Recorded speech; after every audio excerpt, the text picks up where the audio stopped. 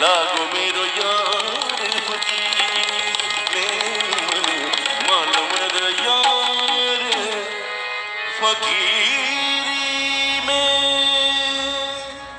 अनेक धर्मों में अनेक प्रकार से बताए गए हैं।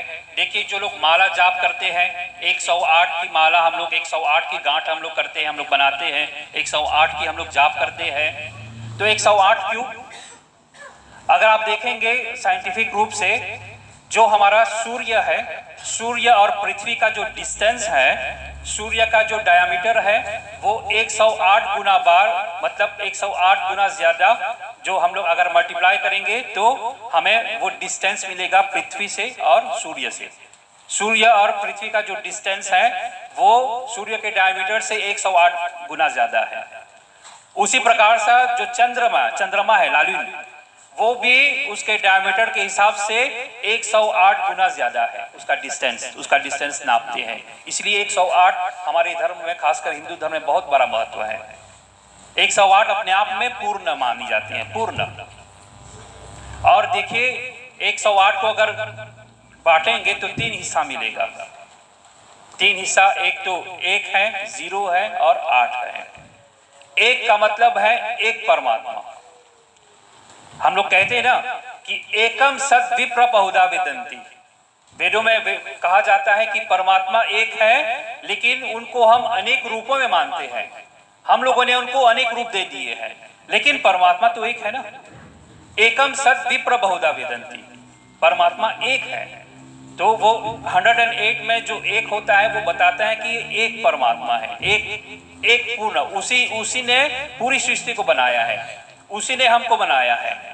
और जो 0 होता है उसको शून्य बोलते हैं। शून्य और माया, शून्य जहां से 3 लोक की समाप्ति होती है उसको शून्य बोलते हैं। तो ये 0 हो गया, शून्य। और 8 का मतलब क्या है? 8 का मतलब योग के हिसाब से जो हमारा हृदय चक्र है, हृदय चक्र में 8 पंखुड़ियां होती हैं, 8 पंखुड़ी होती है हमारे हृदय में।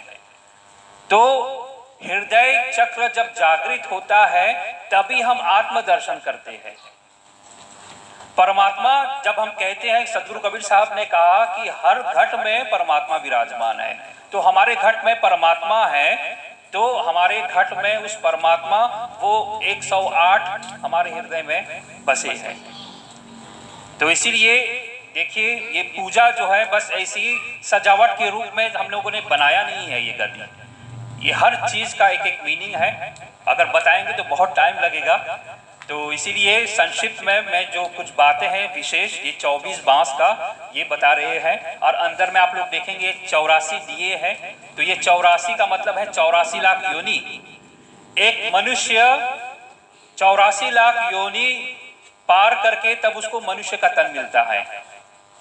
हम लोग अगर मनुष्य है तो इसका मतलब है कि हम लोगों ने 84 लाख योनि में हम लोग मतलब भटकते हुए हमें मनुष्य का शरीर मिला है। तो बस अब क्या करना है? बस उस 108 का हमें स्मरण करना है। और वो 108 कहाँ पर है? हमारे अंदर है। हमारे हृदय को जगाओ। हृदय कैसे जागेगा? प्रेम से जागेगा। सदगुरु कबीर साहब ने कोई बड़ा पाठ नहीं पढ़ाया है, सदगुरु कबीर साहब ने छोटा पाठ पढ़ाया है। और वह क्या है? 2.5 आखर प्रेम का।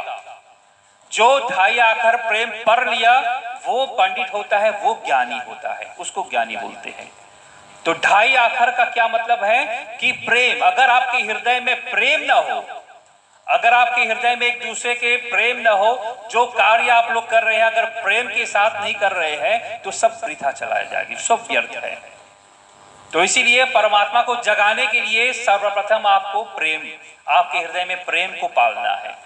क्योंकि जब प्रेम आएगा तब आप में वो रुचि आएगा, वो भक्ति जागृत होगी।